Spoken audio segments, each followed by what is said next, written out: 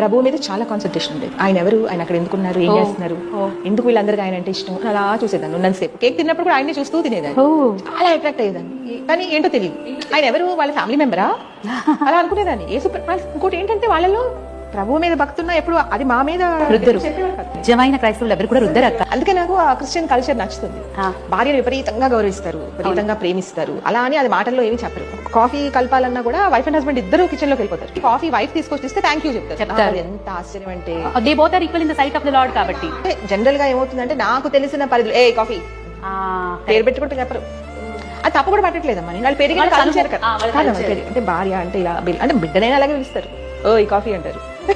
అది నేను ఎక్కడ క్రిస్టియన్ ఫ్యామిలీస్ లో చూడలేదు. అదే ఎవరైతే ప్రభు ఫిలాసఫీ ఫాలో అవుతారో, నేను కొంతమంది ఫిలాసఫీ ఫాలో అవుతాను. ప్రభు ఫిలాసఫీలో చాలా ఆనందం దొరుకుతుందమ్మా నాకు.